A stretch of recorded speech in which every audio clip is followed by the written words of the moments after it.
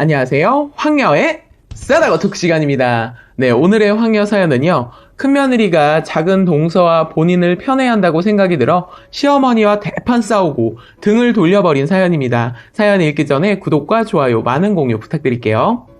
저는 맞벌이 부부이고 결혼한 지 9년차 되었네요. 신랑은 2남 1녀 중 둘째이며 저는 외동이었는데 5살 때 친정 엄마가 돌아가시고 22살 되던 해에 친정 아버지께서 돌아가셨어요. 그때부터 결혼하고도 시댁의 배려 덕분에 지금까지 쭉 제가 차례 제사 모시고 있어요. 그래서 저희 친정집 제사로 형님과 시어머니께서 싸우고 저랑도 싸우게 되었어요. 싸운 내용은 대략 이렇습니다. 시댁은 걸어서 딱 5발자국, 말 그대로 누우면 코 닿는 바로 옆집이세요. 원래 시부모님께서는 아주버니한테 주시려고 사놓은 집인데 형님이 직장과 멀다는 관계로 그래봤자 30분 거리인데 거부를 하시더라고요. 그래서 저희에게 기회가 와서 저희가 들어와서 살게 되었어요.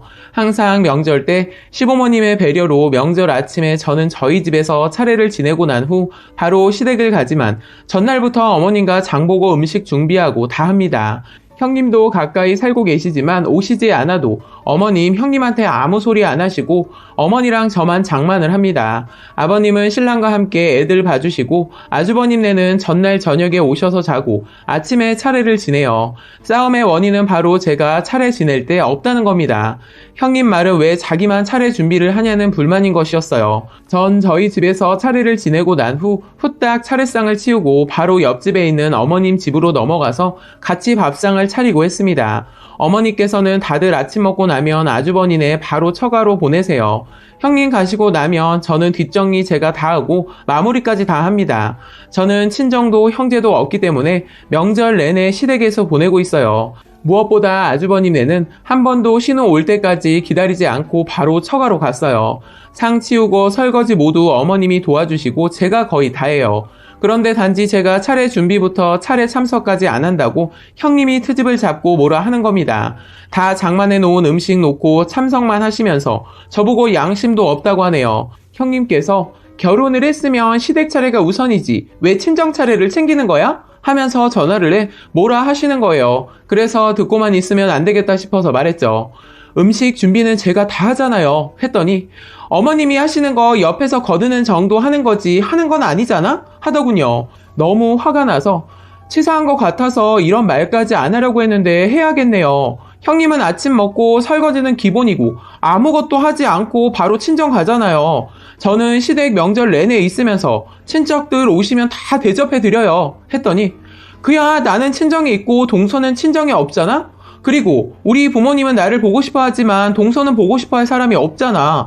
동서는 대체 집에서 뭘 배웠어? 하시면서 저에게 욕을 하시더군요. 그러더니 이번 명절부터 차례 준비도 같이 하고 참석도 같이 해. 그렇게 말하시고 전화를 끊어버리는 거예요. 저는 순간 어처구니가 없어서 얼음이 된 것처럼 한 곳에 그대로 서 있었어요. 친정 부모님이 안 계시다는 것이 이런 거구나 뼈저리게 느끼는 순간이었어요. 시댁 어른들도 저를 배려해 주셔서 허락한 일을 가지고 자기가 나서서 이렇게 저한테 욕까지 하면서 나서서 막말하는데 너무 서러웠습니다. 일을 하다가 잠깐 짬내서 나와서 전화를 받았는데 저는 도저히 이대로 일을 할 수가 없어서 비상 계단으로 가서 잠깐 앉아있는데 자꾸 눈물이 쏟아지더군요. 한참을 울고 있는데 마침 신우에게 전화가 오더군요. 그래서 울음을 그치고 최대한 아무 일 없듯 전화를 받았어요. 신우이는 언니 제가 명절에 갈비 가져갈 거니까 사지 말아요 하고 말하다가 멈추더라고요. 제가 울고 있던 터라 목소리가 안 좋게 느껴졌는지 신우이가 꼬치꼬치 묻는데 저도 모르게 서러움에 복받쳐 울며 신우이한테 다 털어놓고 말았어요. 그랬더니 신우이가 시어머니께 말씀을 드렸더라고요. 어머니께서는 저희와 형님네를 퇴근하고 집으로 오라고 하셨는데 그때까지만 해도 낮에 있던 일 때문에 부른 걸 모르고 무슨 큰일이 있어 부르셨나 싶어 퇴근하고 서둘러 시댁으로 갔어요. 퇴근하고 시댁에 갔는데 아무런 말씀을 안 하시고 형님네만 오기만을 기다리고 있더라고요. 순간 제 머릿속에 낮에 있었던 일이 생각나는 거예요. 설마 신우이가 어머님께 말씀을 드린 걸까? 고민하고 있으면서 저녁을 먹는데 아주버님 내가 오더군요. 어머니께서는 식사를 하시다가 마시고 저와 형님을 앉혀놓으시고 말씀하시더라고요. 어머님은 형님한테 이제 큰애 너는 전날 와서 작은애랑 명절 음식 장만하고 이것저것 책임지고 일해라. 이제는 내가 늙어서 작은애랑 둘이서 힘이 붙인다. 그리고 작은애는 부모님 지방 다 가지고 와라. 앞으로 여기서 같이 지내자. 그리고 큰애는 이제 명절 때 친정 가지 말거라. 라고 하셨어요. 저는 바로 네라고 대답했지만 형님은 어머님께 대들었어요. 이런 게 어딨어요. 제가 낮에 동서한테 한 소리 한 거 혹시 동서가 다 까발렸나요? 아니, 제가 못할 말 한 것도 아닌데 왜 그러세요? 그렇잖아요. 누가 시집 왔는데 친정 차례 다 지내고 와요. 저는 도저히 이해가 안 돼서 다음 명절에는 그렇게 하지 말라고 참석하라고 따끔하게 말했을 뿐이라고요. 어머님이 못하는 거 제가 해드린 건데 뭐가 문제냐고요. 라며 큰 소리치며 어머니한테 대들었어요. 어머니께서 듣다가 아니 내가 큰애 너한테 언제 작은애한테 그렇게 대신 말해달라고 부탁이라도 한 것처럼 말한다? 내가 해달라고 했니? 어른이 내가 가만히 있는데 어디 건방지게 나서서 이래라 저래라 하는 거야? 대신 내가 너희 배려해서 설거지 시키지 않고 바로 보내자니? 작은애는 친정도 없고 형제도 없고 친척도 왕래 없는 안쓰러운 작은애 데리고 설거지 다 시키고 뒷정리까지 시키지 않니? 그랬으면 됐지 얼마나 더 바라는 거야. 음식을 준비해서 차례를 하라는 것도 아니고 다 준비해 놓은 거 그거 차려놓는 게 그렇게 힘드냐? 말이 나와서 말인데 명절 전날 오지 않아도 작은애 명절 아침에 차례 지내는 것 때문에 말 나올까봐 큰애 너한테 장만하는데도 부르지 않고 작은애랑만 다 했다. 그런데 어디서 감히 나서서 설치는 거야? 그렇게 한참 어머니께서 말씀하시자 갑자기 형님이 이제 저요 시댁에 발걸음 안 할 거예요. 그렇게 아세요 하더군요. 어머니께서는 어처구니 없다는 표정을 하시고는 네가 하고 싶은 대로 마음 가는 대로 해라. 대신 우리 죽기 전에 유산은 다 작은애랑 시누이한테만 줄 테니까 한 푼도 받을 생각 하지 말아라.